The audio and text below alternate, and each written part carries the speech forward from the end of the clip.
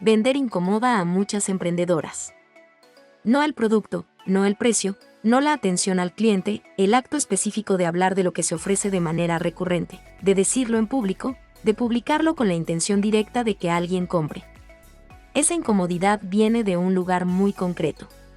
Viene de haber visto, o de haber sido, la persona que recibe ese tipo de comunicación que se siente insistente, que aparece demasiado seguido, que tiene una urgencia incorporada que hace que quien la recibe quiera alejarse en lugar de acercarse. La comunicación que en lugar de despertar interés genera la reacción opuesta, no esto de nuevo, ya sé lo que me van a decir, paso. El problema es que muchas emprendedoras, con tal de no sonar así, terminan en el extremo contrario. Publican poco. Hablan de su negocio con timidez. Presentan lo que ofrecen como si se estuvieran disculpando por hacerlo. Y el resultado es un negocio que existe pero que poca gente conoce, no porque no sea bueno, sino porque no hay suficiente comunicación que lo haga visible. El equilibrio entre esos dos extremos, entre presionar y desaparecer, existe. Y encontrarlo no requiere una fórmula complicada ni una estrategia de contenido elaborada. Requiere entender qué produce cada tipo de comunicación en quien la recibe, y usar ese entendimiento para hablar de lo que se hace de una manera que genere interés en lugar de rechazo. Hay una línea entre comunicar lo que se ofrece y presionar para que alguien lo compre. Esa línea no siempre es fácil de ver desde adentro, pero quien la recibe la siente de manera inmediata y casi infalible. La comunicación que vende bien tiene una característica central: pone el foco en quien escucha, no en quien habla. Le habla a una situación que la persona reconoce, a un problema que tiene, a un resultado que quiere. Le da información que le sirve independientemente de si compra o no. Le genera la sensación de que quien le está hablando la entiende, no de que quien le está hablando necesita que le compre. La comunicación que persigue tiene la característica opuesta: pone el foco en quien habla.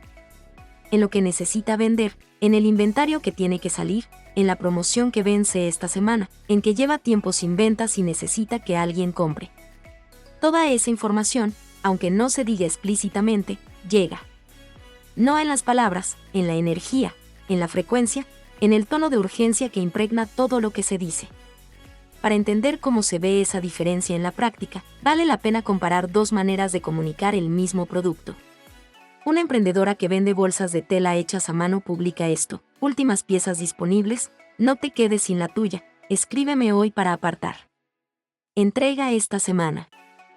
Acepto todos los métodos de pago. La misma emprendedora podría publicar esto: para las que llevan meses buscando una bolsa que quepa todo lo que necesitan sin verse como si trajeran una maleta. Tela resistente, forro interior, bolsillo para el celular en un lugar donde realmente se encuentra. Hecha a mano, disponible ahora. Las dos publicaciones están intentando vender el mismo producto. Pero la primera le habla a la emprendedora, a su inventario, a su urgencia, a sus necesidades. La segunda le habla a la clienta, a su situación, a su problema, a lo que está buscando. La persona que lee la primera siente que la están llamando para que haga algo por la emprendedora. La persona que lee la segunda siente que alguien la entendió. Y esa diferencia, que parece sutil, produce reacciones completamente distintas.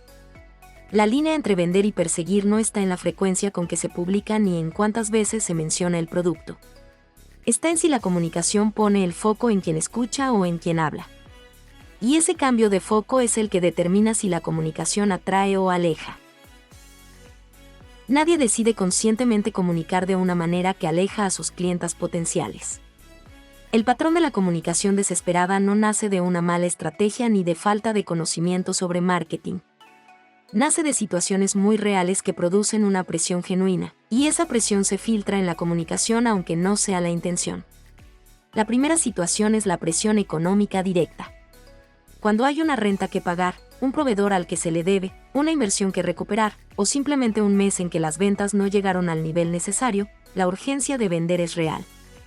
Y esa urgencia, por más que se intente no mostrarla, aparece en la comunicación. En el tono que sube. En la frecuencia que aumenta. En las ofertas que llegan sin planificación. En los mensajes que se mandan directamente a personas que no preguntaron. La persona que recibe esa comunicación no sabe nada de la renta ni de la presión económica. Solo sabe que algo en lo que está leyendo o escuchando tiene una energía diferente a la habitual, una urgencia que no corresponde a ninguna razón visible, y esa energía genera desconfianza antes de que haya procesado el contenido. La segunda situación es el miedo al olvido. Hay una creencia muy extendida entre emprendedoras que operan principalmente en redes sociales. Si no se publica constantemente, el negocio desaparece. Si pasan unos días sin publicar, las clientas se olvidan, el algoritmo penaliza, la presencia se pierde. Esa creencia tiene algo de verdad, la consistencia importa, pero cuando se convierte en la motivación principal para publicar, el resultado es contenido que existe para existir, sin un propósito claro más allá de mantener una frecuencia. Y el contenido que existe solo para mantener una frecuencia, sin tener nada real que decirle a quien lo recibe, se percibe exactamente así, como ruido que no vale la pena atender. La tercera situación es la confusión entre actividad y resultados. Muchas emprendedoras, cuando las ventas no llegan, responden aumentando la cantidad de comunicación. Más publicaciones, más historias, más mensajes directos, más ofertas. La lógica es que más comunicación produce más visibilidad y más visibilidad produce más ventas. Pero esa lógica solo funciona si la comunicación adicional tiene algo real que decir. Si lo que se está multiplicando es comunicación que no conecta con nadie, más cantidad solo produce más ruido, y más ruido hace que sea más fácil ignorar todo lo que viene del negocio, incluyendo lo que sí vale la pena ver. Entender que estas situaciones son las que producen el patrón no es una excusa para mantenerlo. Es información para identificar cuando está ocurriendo y qué está detrás, de manera que se pueda responder diferente a esa presión.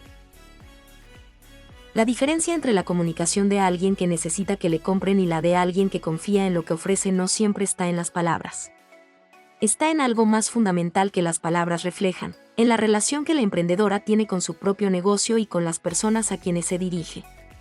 Una emprendedora que confía en lo que ofrece comunica desde un lugar diferente. No desde la urgencia de vender, desde el conocimiento de que lo que tiene es bueno y de que hay personas para quienes tiene sentido. Esa diferencia produce una comunicación que tiene características muy concretas. La primera es que habla de problemas y resultados, no de productos y precios. No porque los productos y los precios no importan, sino porque los problemas y los resultados son lo que conecta con quien escucha antes de que haya razón para evaluar el producto o el precio. Una emprendedora segura sabe lo que resuelve su producto y habla de eso. No de cuántas piezas le quedan ni de cuándo vence su promoción. La segunda es que no reacciona con pánico cuando alguien no compra. Cuando un cliente potencial dice que lo va a pensar, que está viendo opciones o que no es el momento adecuado para comprar, la emprendedora segura responde con calma. No manda 3 mensajes de seguimiento en 24 horas. No ofrece un descuento que no estaba planeado para retener a alguien que ya decidió no comprar. Entiende que no todas las personas que se interesan van a comprar, y que presionar a quien no está listo no produce ventas, produce que esa persona no regrese cuando sí esté lista. La tercera característica es que su comunicación es consistente en el tiempo, no reactiva a las ventas del mes. Publica cuando tiene ventas y cuando no las tiene. Habla de su negocio con la misma energía en un mes bueno que en uno difícil. Esa consistencia, sostenida en el tiempo, construye una presencia que las personas que la siguen perciben como confiable. Y la confiabilidad es uno de los factores más importantes en la decisión de compra, especialmente para productos o servicios que no son de primera necesidad. Para ilustrar cómo se ve esto, vale la pena saber de Patricia, la misma emprendedora de joyería que apareció en el tema de la fotografía. Patricia tiene buenas piezas y clientas que regresan, pero su comunicación en redes fluctúa mucho dependiendo de cómo van las ventas. Cuando el mes va bien, publica con calma y con espacio entre una cosa y otra. Cuando el mes va mal, la frecuencia se multiplica, el tono cambia, y empiezan a aparecer frases como últimas piezas disponibles y aprovechen antes de que se agoten, aunque no haya ninguna razón real para esa urgencia. Sus seguidoras más atentas ya aprendieron a leer ese patrón. Cuando ven las publicaciones de urgencia, no sienten que hay algo que no deben perderse, sienten que Patricia está teniendo un mes difícil. Y esa percepción, aunque sea completamente comprensiva a nivel humano, no produce ventas. Produce lástima, que es exactamente lo contrario de lo que un negocio necesita para crecer. Mantener una presencia activa que comunica lo que se ofrece con consistencia, sin caer en los patrones que generan rechazo, requiere una cosa fundamental: tener más de una manera de hablar del mismo negocio. Un negocio que solo sabe comunicarse de una manera, mostrando el producto y poniendo el precio, va a agotar esa manera muy rápido y va a terminar repitiendo lo mismo con una frecuencia que se vuelve predecible y fácil de ignorar. Un negocio que tiene varios ángulos desde los cuales hablar de lo que hace puede mantener una presencia activa sin repetirse y sin presionar. Los ángulos que funcionan mejor son 4. El primero es el problema que resuelve el producto o servicio. No el producto en sí, el problema. Una emprendedora que vende planners para negocios puede hablar del caos de llevar todo en la cabeza, de la sensación de trabajar mucho sin avanzar, de lo que cambia cuando hay un sistema aunque sea simple. Ese contenido conecta con personas que tienen ese problema, aunque todavía no estén pensando en comprar un planner. Y cuando estén listas para resolver ese problema, el negocio ya está presente en su cabeza como una opción relevante. El segundo ángulo es el proceso. Mostrar cómo se hace lo que se hace, no con el objetivo de justificar el precio, sino con el objetivo de humanizar el negocio y demostrar el cuidado y la calidad que hay detrás.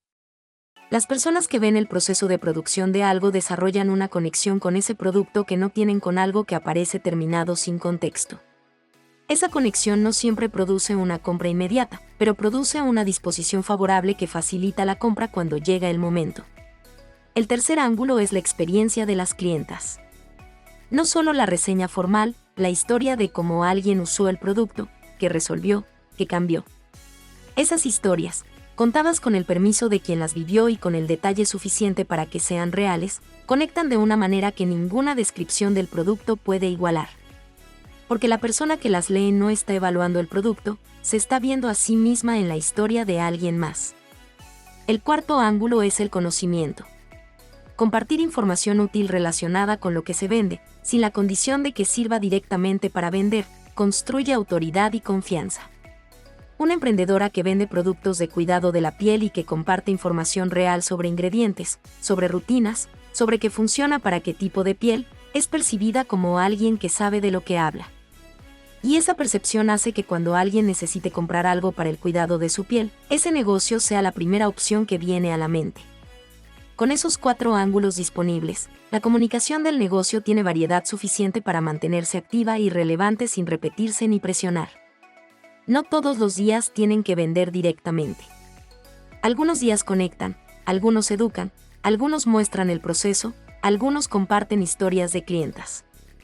Y esa variedad produce una presencia que se percibe como genuina en lugar de calculada, lo cual, paradójicamente, vende más que cualquier comunicación que intente vender todo el tiempo.